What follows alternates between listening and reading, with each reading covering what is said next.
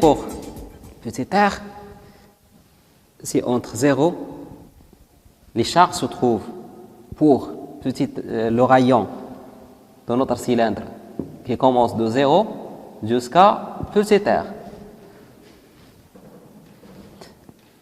Pour petit r supérieur jusqu'à grand R, pour un rayon supérieur à grand R, on ne trouve pas de charge à l'extérieur. Donc, c'est entre 0 et tout simplement grand R. Donc, 0.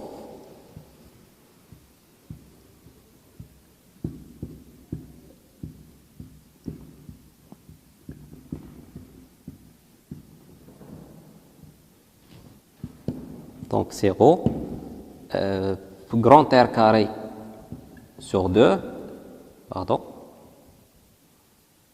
grand R carré sur 2, 2pi, voilà, H.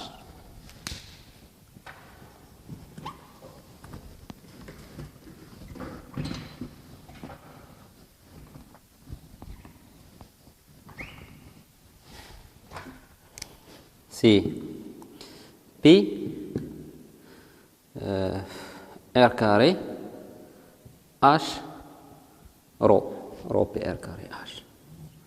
Voilà la somme des charges qui se trouve à l'intérieur.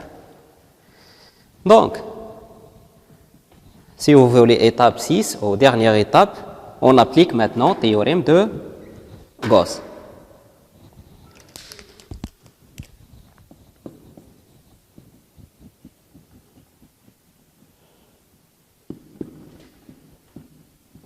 L'égalité, le flux, on a trouvé que le flux est égal à 2pi R H égale, le flux égale du champ électrostatique à travers la surface de Gauss égale Q intérieur divisé par epsilon 0. 0 P R carré H, attention, divisé par epsilon 0. Donc, je simplifie maintenant. P avec P. H avec H. Et le résultat, E de R égale à rho R carré sur 2 epsilon 0. Donc, sous forme vectorielle, le champ électrostatique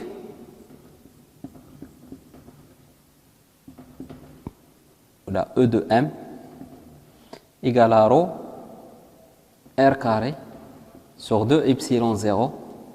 Suivant le vecteur, on a trouvé que le champ électrostatique est suivant le vecteur ER.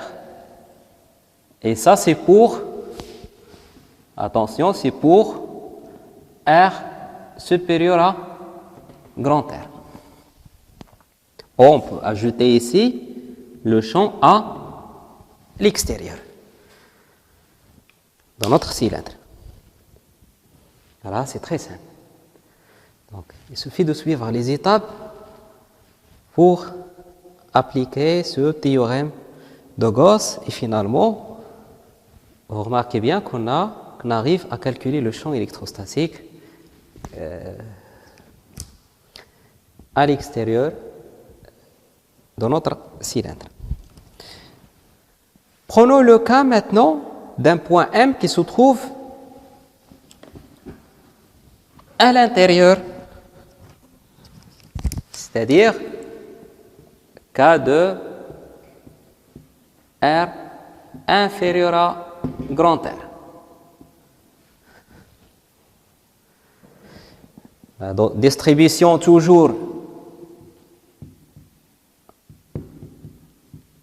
volumique, ρ dV. Mais il y aura un changement au niveau des bornes de l'intégrale.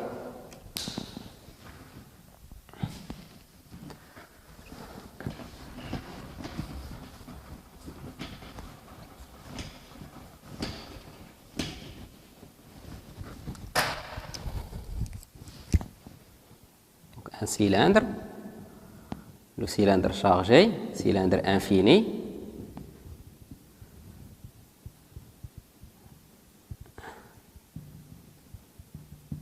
Et maintenant, à l'axe, un point M qui se trouve à l'intérieur, ça c'est grand R. Et ça c'est la distance à l'axe de notre point M, c'est petit r. Donc la surface de Gauss, un cylindre qui passe par le point M.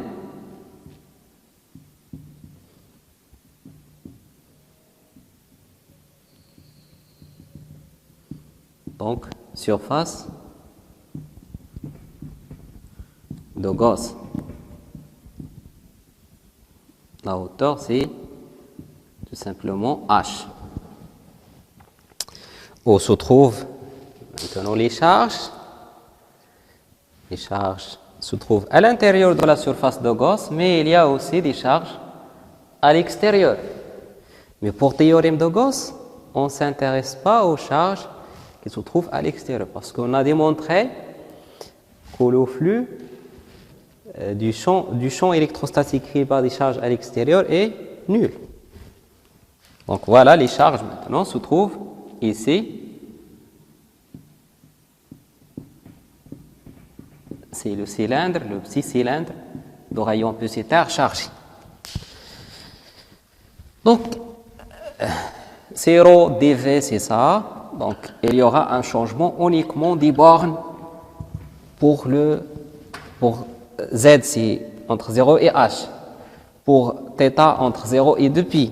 Mais pour R, la région chargée qui se trouve à l'intérieur de la surface, le rayon commence de 0 et jusqu'à le petit r. C'est uniquement le petit cylindre qui est chargé, les charges à l'intérieur. Donc, de la même façon, donc ça va être ρ, ça c'est r carré sur 2, entre 0 et petit r, c'est petit r carré sur 2, de pi h. C'est Q intérieur égale ρ pi petit r carré h.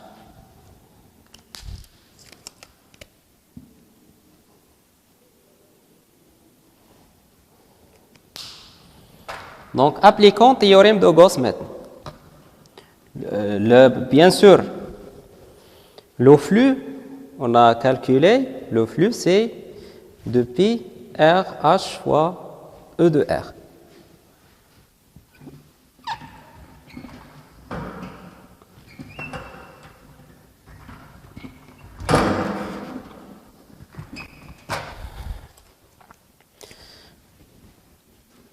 De pi R H E de R égale la somme des charges à l'intérieur ou le cas de petit r inférieur à grand R, c'est ρ pi R carré H divisé par epsilon 0. Donc je simplifie aussi, c'est pi avec pi.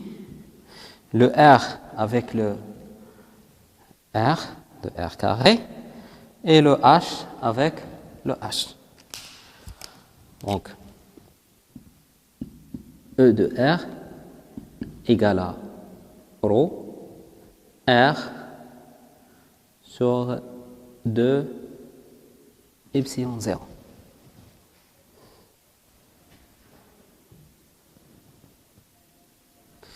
Donc finalement, sous forme vectorielle, parce qu'on a E de M est égal à E de R. Donc sous forme vectorielle, E au point M égale à ρ R sur 2 epsilon 0 suivant le vecteur, ça c'est E de R, suivant le vecteur ER. Et ceci pour le cas pour R inférieur à grand R, c'est-à-dire un point M qui se trouve à l'intérieur de notre cylindre.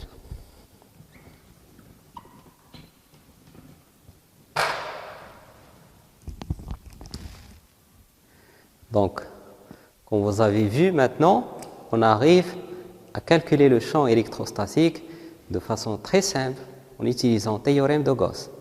Donc, il suffit de suivre les étapes qu'on a vues pour calculer le champ électrostatique créé par n'importe quelle distribution de charge, sauf que la distribution de charge doit présenter des symétries suffisantes pour appliquer le théorème de Gauss de façon très simple. Une autre remarque est que je n'ai pas traité ici le cas où le point M se trouve à l'interface entre les deux milieux. Je n'ai pas traité ce cas.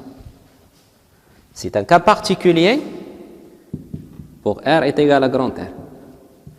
C'est un cas particulier qui se traite d'une autre façon qu'on va voir par la suite dans notre cours.